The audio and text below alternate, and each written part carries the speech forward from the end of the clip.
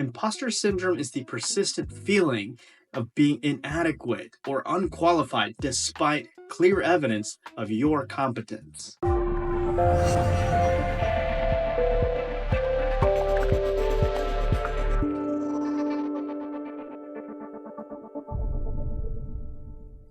I still remember the first time I had to speak to an audience about building a bookkeeping business. And right at that moment, it hit me. Who am I to be speaking about this? Who am I to be teaching this? If you've ever had that feeling like maybe you don't know enough, maybe you're not qualified enough, maybe you're just not good enough, then this video is for you. Today, I want to help you overcome imposter syndrome. I'm going to give you some practical, actionable ways for you to finally start believing in yourself. Now stay tuned until the end because I'll be sharing the key mindset shift that changed everything for me. Now, before we tackle how to beat imposter syndrome, we need to define it. Imposter syndrome is the persistent feeling of being inadequate or unqualified despite clear evidence of your competence. Now, imposter syndrome is always going to come when you're starting something new. Let's say you're starting a new business. Maybe you've been put into a new position at work. But I want you to know some of the most successful entrepreneurs and public figures suffer from imposter syndrome at one point in their careers or another. Even Albert Einstein once called himself an involuntary swindler because he felt his work got more recognition than it deserved. Now, realizing that even Einstein felt this way, that should give you perspective on how common this is. Now, here are some key signs that you may be suffering from imposter syndrome. The first one is constant self-doubt. You're asking yourself, can I really do this? Am I really qualified to do this? Do I know enough to do this? Another one is that you attribute your successes to luck rather than all of the hard work that you've been putting in.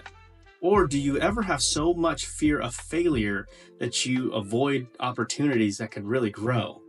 I think of a time that a client invited me to a networking meeting. This was the perfect opportunity for me to meet other clients or other prospects that could become clients. As I'm driving and I'm commuting to this networking meeting, I chicken out. I did a U-turn. I told myself, I can't do this. Immediately, I texted my client and said, I'm sorry, I'm not feeling well, which wasn't a total lie. I wasn't feeling well.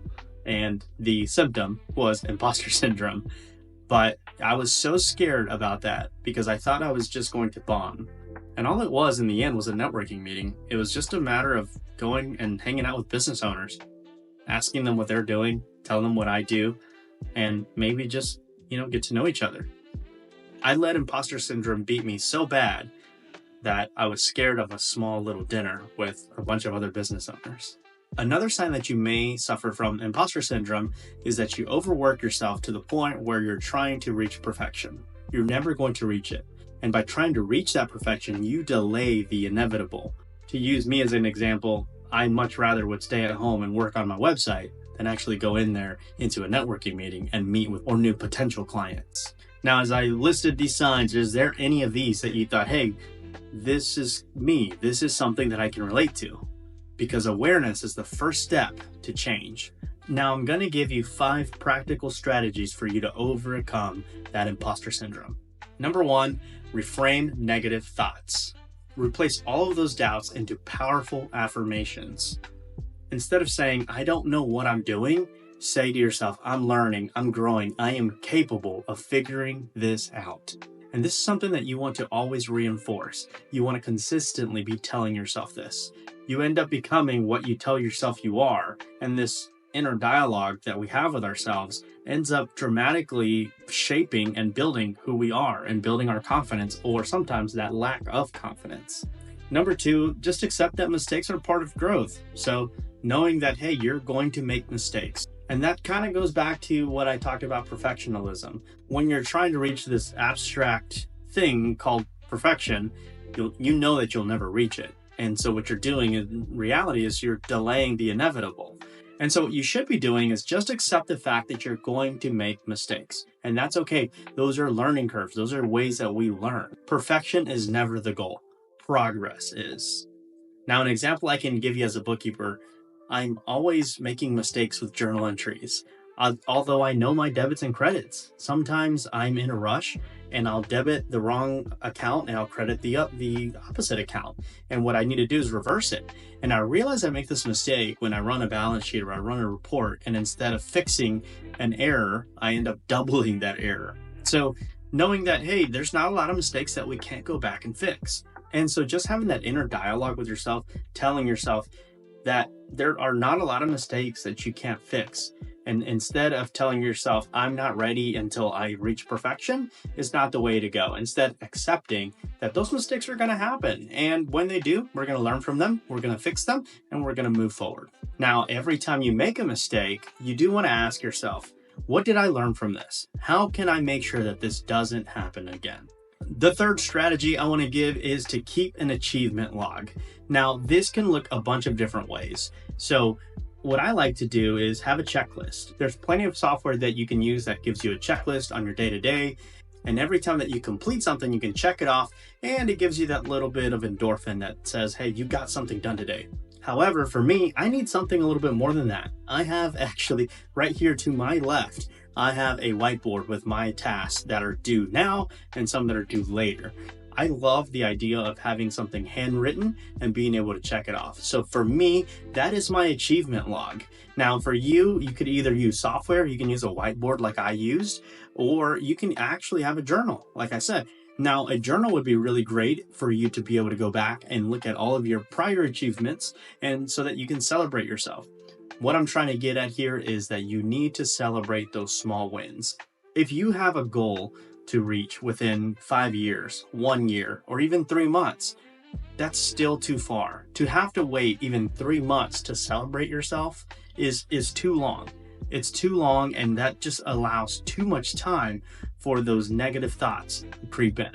So instead, on a daily basis, you celebrate those little wins. Celebrate those wins daily, weekly, so that when you get to that 3-month mark or that 1 year mark or that 5-year mark, you've already celebrated yourself every day. You've already conquered all of these wins. You're taking all these small steps so that when you look back, you're like, wow, this wasn't just one big win.